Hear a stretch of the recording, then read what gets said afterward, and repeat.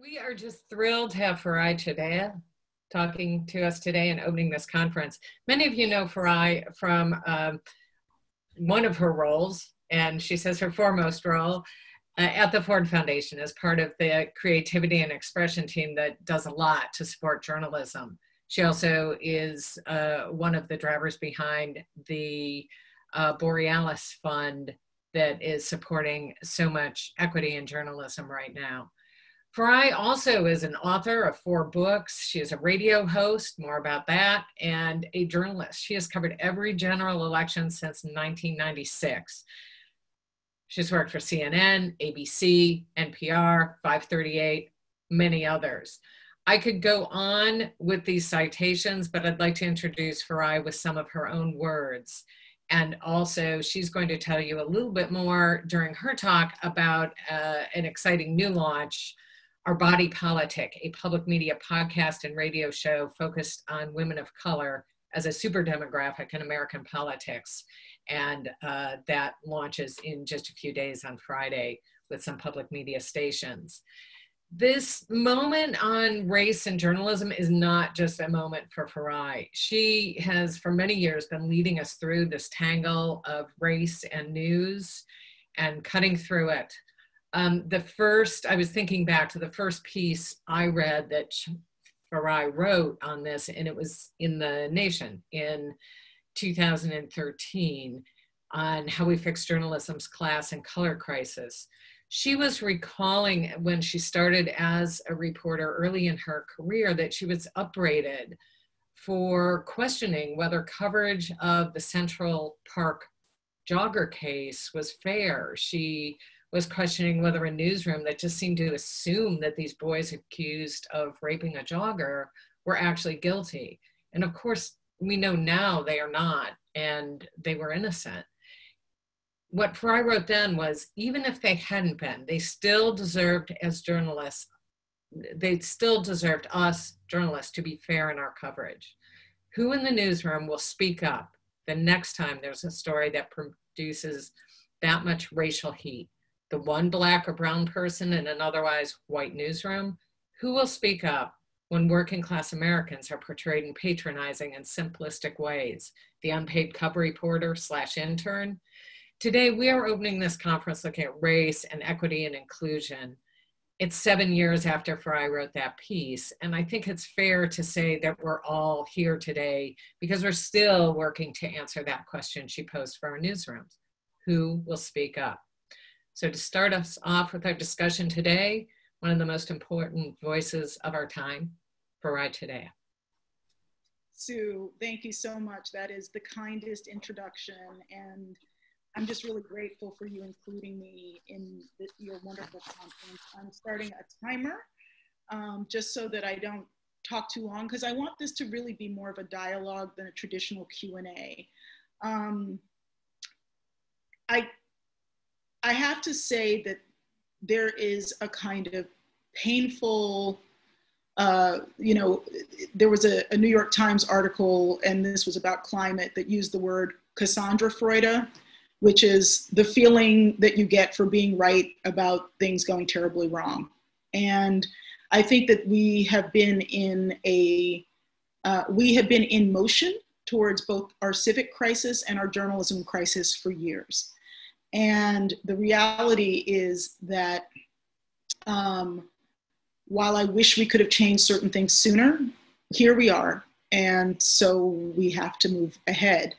And what I mean by things having been in motion, what we see with COVID and uprisings is that communities of color have been consistently underserved by news, not just including, but sometimes particularly what we call public media, where public radio, which I'm re-entering as a host, and I'll talk about that in a second, has been a space where there's been a theory called over-serving the core, which is that you serve upper middle class white Americans who are donors, which then ends up alienating working class whites. You end up doing programming that basically pleases upper middle class and wealthy whites more than it connects with certain other groups. And so from my understanding, and I'm not picking on this station because it's the only one, but it's one where I have a good sense of the numbers, that in New York, which is roughly 2/3 Latino and people of color, 1/3 white, non-Hispanic white, that the audience for WNYC is the reverse, roughly 2/3 white, 1/3 Latino and people of color.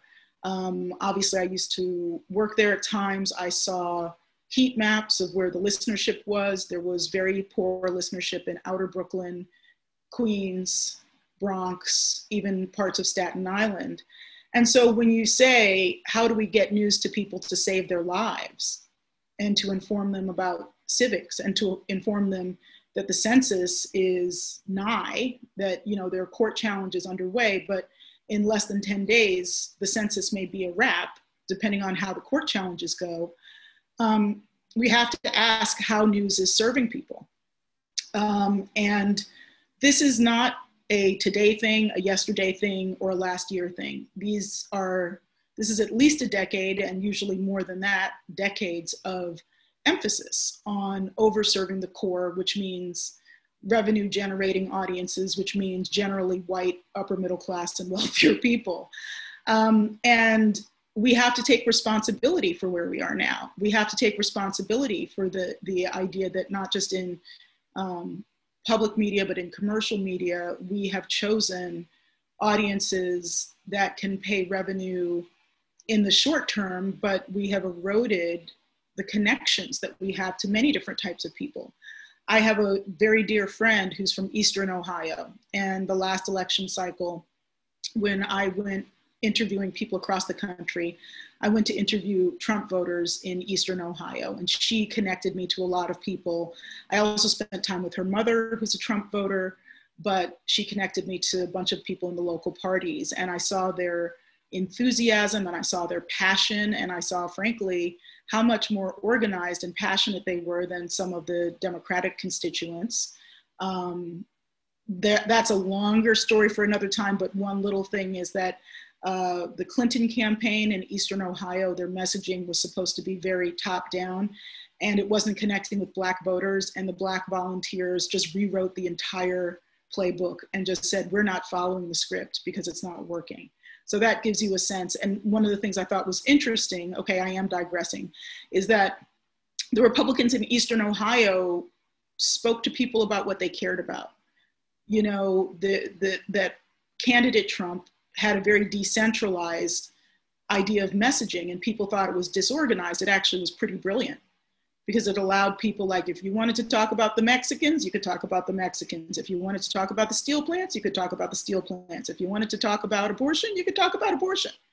So all of which is to say, my life as a journalist has been determined by deep listening to people as I report on them, but also deep listening at institutions, even when I myself have been someone who was not listened to at institutions, whether it goes back to Newsweek, which is where the Central Park jogger case, where I was when the Central Park jogger case happened, or it goes to different eras in public radio, or to 538, which was my last, full-time journalism job, where Nate Silver accused me of cherry picking the facts when I brought up in October of 2015, racial animus as a key driver of the election. And it was only 5 months later, when he decided it was a key driver of the election, that we were allowed to talk about it. And he and I have spoken by phone. He didn't particularly he didn't deny it, but he didn't take responsibility for how that affected the news. But I am unbought and unbossed, as they say. And so I am here to have the difficult conversations that other people who work full-time in newsrooms can't always have. And as a grant maker now, I find that I am empowered to build a coalition of people and entities who are as passionate about equity as I am, and as passionate about American civic life as I am. And these are people of many different races, ethnicities, and although I'm a domestic program officer, geography. So there's a group called the Digital Youth Resiliency Project in West Virginia, which works on tracking the recruitment efforts of white extremists to reach local teens and youth, and interfaces with entities like public health entities. And it's a really interesting project, kind of a non-traditional journalism project with a mix of investigative reporting, data analytics, and again, sort of a focus on civic and public health. Overwhelmingly white population, incubated at the University of West Virginia, which has a great College of Media. We have indigenous organizations like Kalanick Broadcasting, which is the multi-state public radio network that is indigenous run with hubs in Anchorage and in New Mexico. We have Black serving organizations, multiracial organizations, but the thing that holds them all together is a commitment to equity, that no one owns the story, that the truth is a collective search. And, I believe that one of the reasons we have no truth right now is because so many different types of truth were suppressed, and people who wanted to wage disinformation warfare used that as a wedge into destroying the very concept of truth. I believe that there is truth, but I also believe, for example, as good of a reporter as I am, I'm not going to find the truth on my own. I can contribute to a collective endeavor of creating a shared truth. And it certainly helps over the decades. I mean, it helped that I had a family that really made me, I wanted to just read Lord of the Rings, which I still love, but they were like, why don't you read some history too? I was like, really? But, that helped me. It helped me to be a field reporter and travel around the country. There's many different things that have helped me be someone who can seek the truth.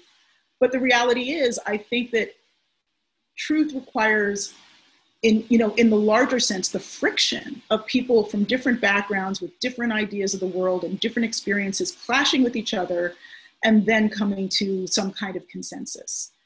So I'm not afraid of that sort of tension, but a lot of newsrooms are run like little dictatorships, where to challenge the person who is most powerful or the group that is most powerful, it can be a career ender.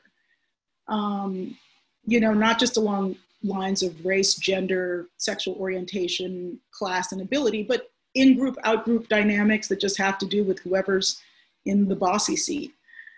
So as a grant maker, I've been really thrilled to work with organizations like Documented, which is, finding innovative ways of covering not just immigration, but all sorts of related issues, and is local and regional to New York right now, to work with organizations like the Center for Investigative Reporting, much bigger, has Reveal, and all sorts of organizations with different sizes, but again, leading towards this question of equity.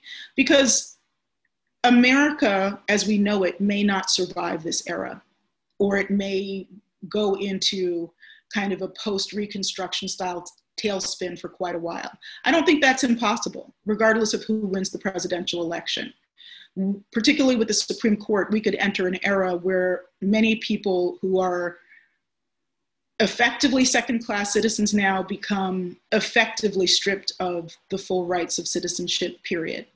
And I took this seriously for some time, and I think more and more people are accepting that it can happen, but these have not been terms we talked about, I think, because of privilege. I'm someone who is both very privileged and very ear to the ground. I'm sitting here right now in Crown Heights, Brooklyn, in a building where at least 5 people died of COVID in the first month of the pandemic alone. My neighbors are many different types of people, but a lot of them are essential workers, retirees, home healthcare aides, people who work in retail, people who can't work from home like I can work from home. I'm one person in a 2-bedroom apartment. There are 1-bedroom apartments with 4 people in them. And so how do you deal with basic questions of quarantining one person in a 4-person 1-bedroom? This is not theoretical to me. This is my neighbor, my neighborhood. And I describe certain types of privilege as a psychic privacy fence, where just because you don't see it, it's not happening. You know, it's like putting up the big planting of bamboo. And it's like, you know what, America, many types of Americans have been desperate for a long time. And media equity can't always solve the desperation, but it can lead us as a society to a place where we acknowledge American desperation in all of its many forms and civically are prepared to do something about it. Journalism doesn't solve things directly most of the time, with some exceptions like Wendy Thomas of MLK 50, who was able to, with her work with ProPublica, get direct medical debt discharged. Usually things don't work that way, and I really applaud her for that work, but usually our work is indirect. Our work is about building it's the amino acids that allow for citizenship to be active. You know, we are the precursor. We are not freedom. We are not democracy, but we can create the precursor conditions for freedom and democracy. And if you don't think that we're in peril now, I think all of us think we are, but we have been for years, you know, and so I'm really thrilled, for example, and I'll wrap it up here and go to conversation, not just questions, but the Racial Equity in Journalism Fund at Borealis, with the wonderful Tracy Powell leading it, was really an example of me being pushed to leadership in ways I hadn't anticipated. So I was like, well, you know, Ford is asking us to do larger multi-year grants, and the smaller upstarts can't really get money, and regional organizations aren't as likely to get money. So why don't we give money to an intermediary? And my boss was like, well, why don't you start a pooled fund? And I was practically like a toddler. I was like, I don't know how to start a pooled fund. What's a pooled fund? I don't know how to do it. She was like, calm yourself, ask some questions. And so I think sometimes, you know, you jump into leadership and sometimes you're pushed. And this was something where I was pushed, but in the best of senses. And so I want to acknowledge Tracy's leadership and Borealis's leadership, but more and more foundations are joining in on the fund, and it gives me great pleasure. So that's it from me for now, but let's start the conversation. And thanks, Sue. You're muted.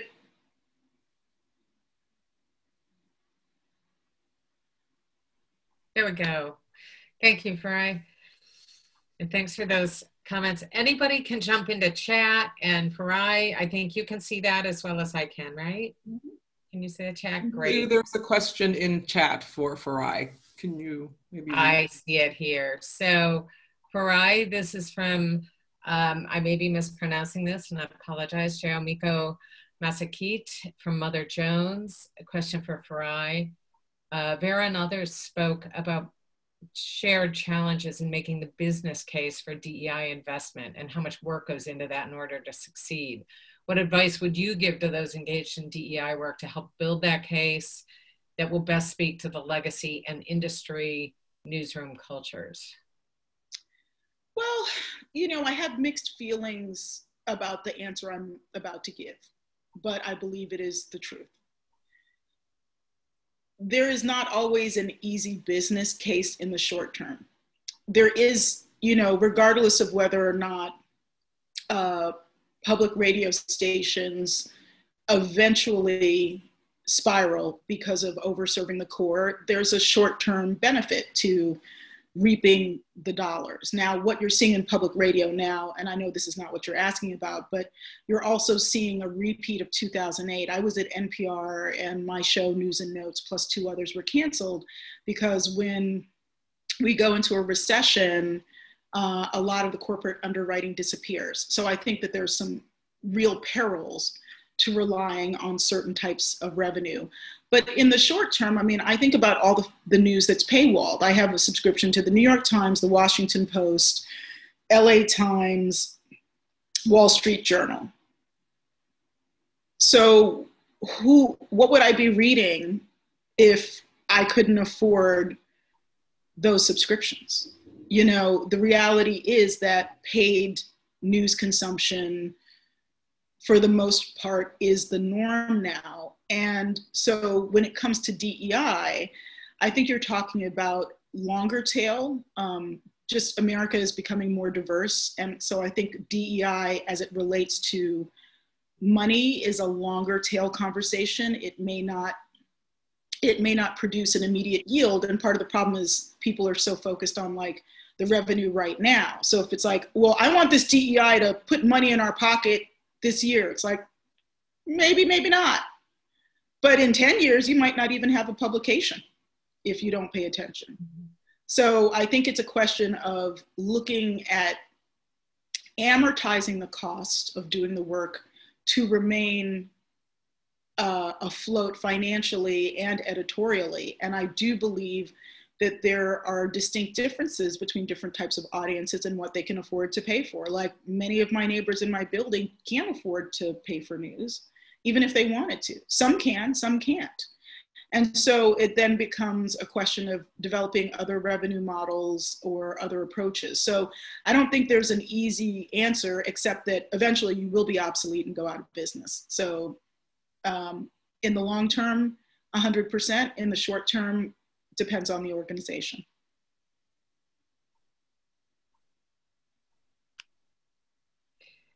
Farai, I'm going to pick up with a question that was raised in that same session that Vera was referencing this morning, and ask you about not just the news coverage itself, but distribution of news.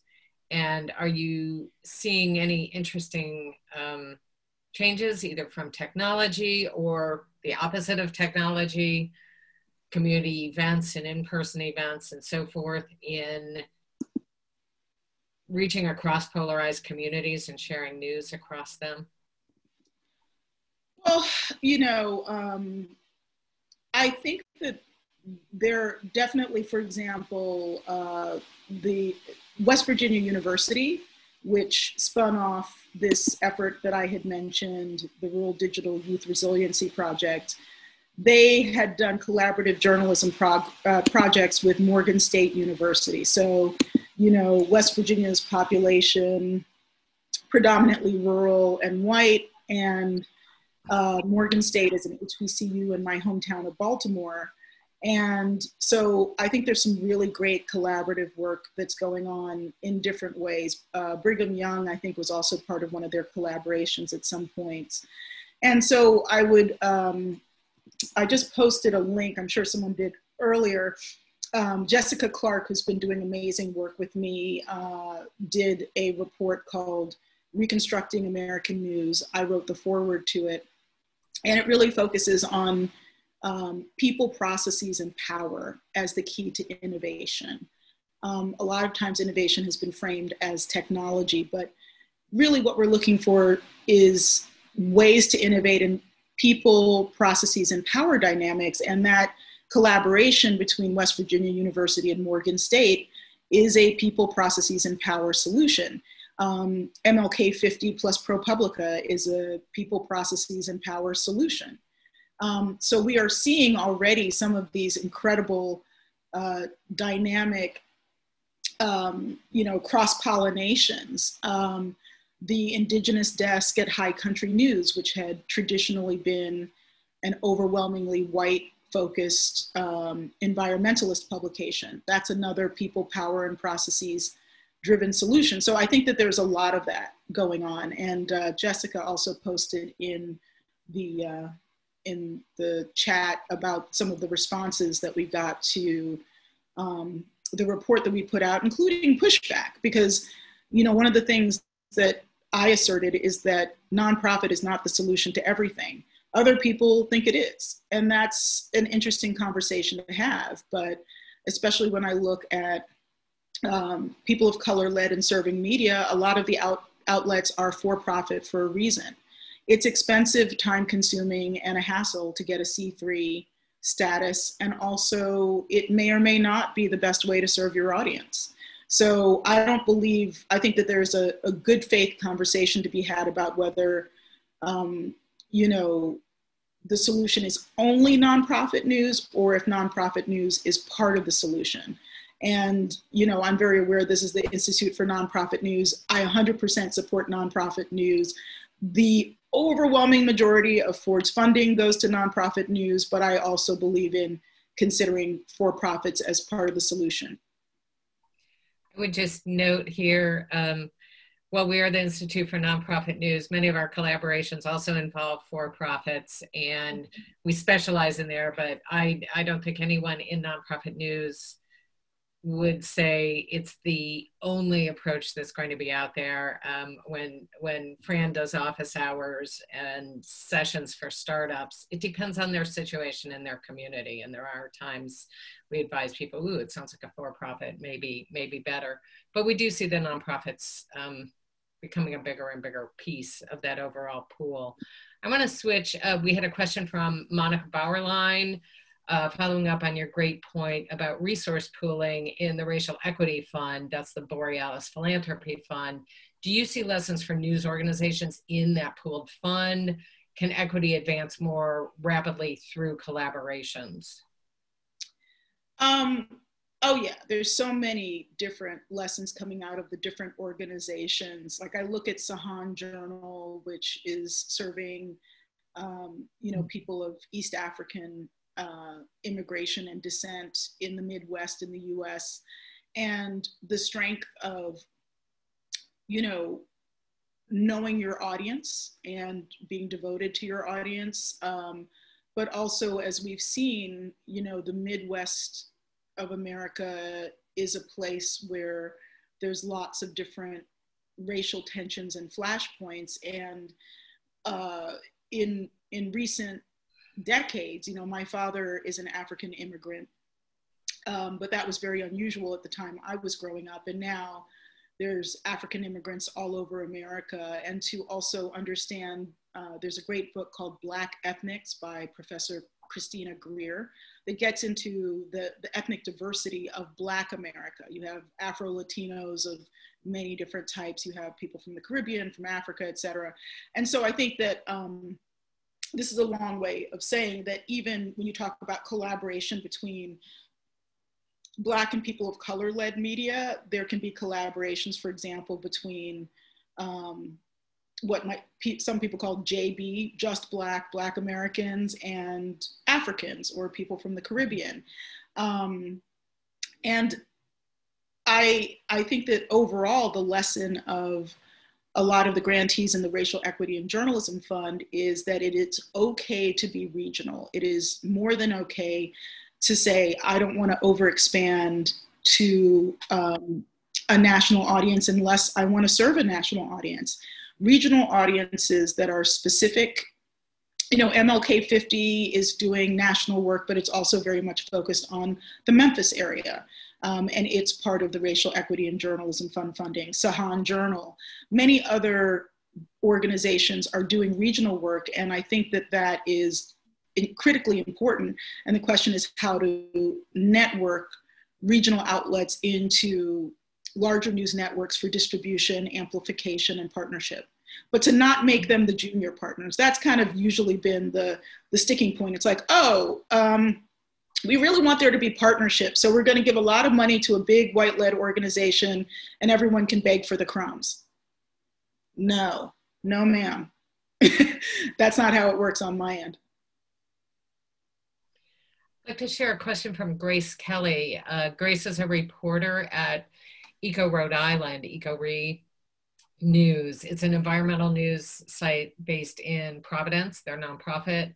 And her question for you is, and I'll put the framing too, she said, this may seem like a basic question, but as far as being a reporter, trying to cover news that speaks to and affects BIPOC communities, what are some steps you can take as a reporter to build trust in these communities? As a newer reporter, I find that many sources are wary of reporters, with good reason, and wary that they will be misconstrued or misrepresented in a story.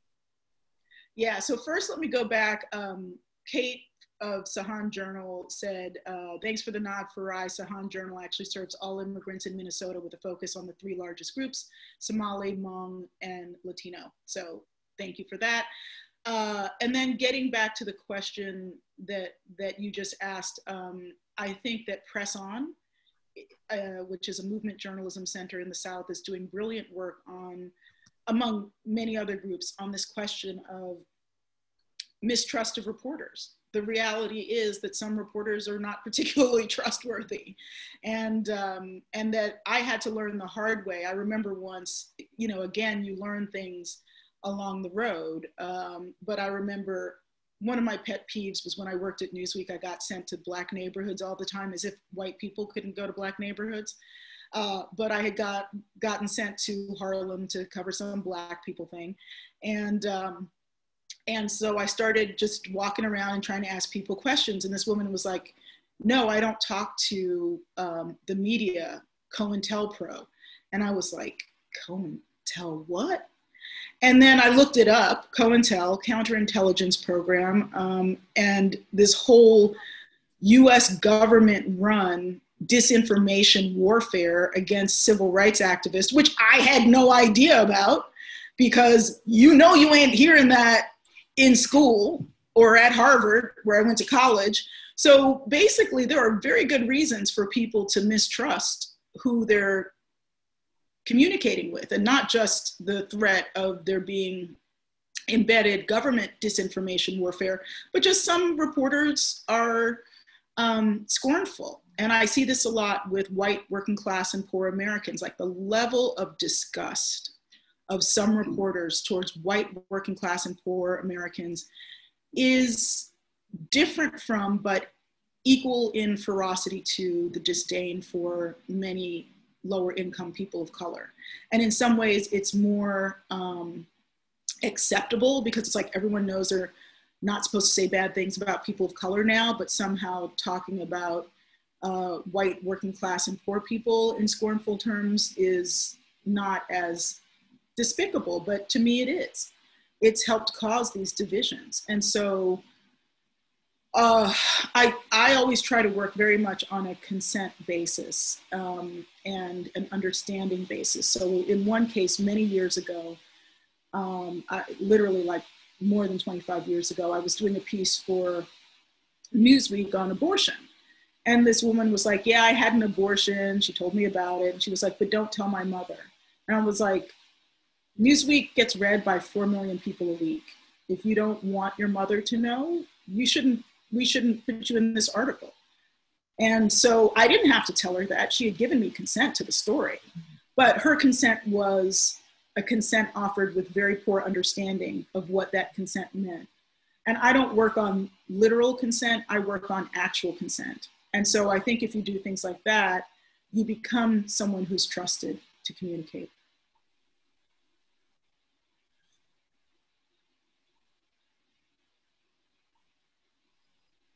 Thank you, Farai. That was wonderful explanation. And I hope it gives you some tips there in Providence to move past and keep doing those stories. One more thing, actually, before you go to the next question, is that I think KPCC has an engagement process that actually relates very much to that question, where they're asking their reporters to spend 10% of their time listening to people without looking for story ideas. And that idea of being an active listener in the community without always being extractive is really important too. Thank you. And Ashley Alvarado is speaking tomorrow and at the second day of this conference. So hold that thought and ask her about it. She'll be talking about that and some other great work from KPCC, and really broadening their involvement with the community, all kinds of communities here in LA. Farai, there was a question posted by Julia Dreisen from Current, the magazine for people in public media. And she said, right now, it seems there's an infusion of funding towards nonprofit news startups led by people of color or focused on serving communities of color. This is an exciting response to the failure of local media to be inclusive inside and out.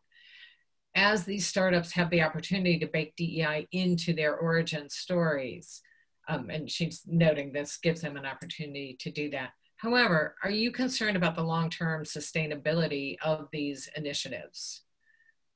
I love that question. Thank you, Julie, and thanks for all your work at Current. I have to laugh, and it's not at you, it's just at the presumption. At Ford, I'll be honest, I faced a lot of initial skepticism that grant making to some of the smaller people of color-led organizations was not sustainable. You know who's crying out for money? Big nonprofits, big white-led nonprofits, because they have fancy buildings and fancy salaries, and none of the smaller people of color-led organizations are fiscally on their knees right now. When you learn to live on nothing, whether it's good or bad that you've learned to live on nothing, you can survive on nothing. And that's not advocating for groups to have nothing, but there's a level of tough love fiscal management that I think people of color-led organizations have learned. That the rainy day is not just today, the rain may be today, tomorrow, next week, and next year. And that you better get your umbrella up and be ready to walk through it indefinitely. And so I think that there's actually a really interesting dynamic where large legacy nonprofits, including public radio, are facing severe budget shortfalls and doing layoffs, and the smaller, scrappier people of color-led entities are being very fiscally prudent and cautious, and they're not having the same level of problems.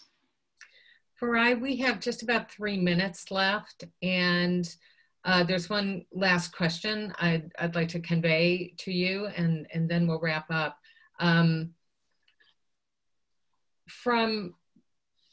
From Virginia and Giles Morris in, sorry, Connecticut. I see this in, yeah, that's Charlottesville tomorrow, actually, the CT. Oh, sorry. So I had the same thing. I was like, wait a minute, Connecticut. So excuse me, everyone. And as you can see, he's asking for what is the opportunity for small, local, and regional media to build audience right now, regardless of their business model. There also was an earlier question about when you are in a community that doesn't have wealth in the community itself, do you have suggestions for them? And we know this is coming up in many places, whether they're rural or communities of color or neighborhoods that aren't well served by commercial media. Yeah, I mean, I don't pretend to have the answers there. I mean, I do think that even in low-income communities, people will pay for things that are useful. And part of the issue is that journalism often has been more extractive than useful. And of course, we're in a pandemic, so many different things are, many things that would be happening outside of this pandemic are not happening, but I think that people will pay for news that they feel will help them survive an era like this. They may not be able to pay a lot, but they still will in some cases. And I also think that now is the time, I'm gonna be perfectly honest, now is the time to go for the guilt money. So many people who are like, America's fine. And now they're like, America's not fine. There's a lot of friggin' guilt money floating around. Go grab it, snatch it up. It's like, I can't remember those game shows where there's dollars blowing around in a big bubble. Get in there with a net if you can, because that money will dry up too. Guilt doesn't last very long. It's a short-term proposition. So I do think it's possible to monetize low-income audiences if you are serving them, but also grab that guilt money while you can. That's great. Thank you, Farai. We really appreciate you being here. And I hope everyone tunes into your radio show / podcast. Yep. Starting Friday. Launching on Friday. Whoop, whoop. Will it be available outside California, or should somebody log into one of the California stations? It's being nationally syndicated, and it'll be on a podcast stream. So excellent. Just check my Twitter @Farai, and I will post more information. That's fantastic. Thank you very much.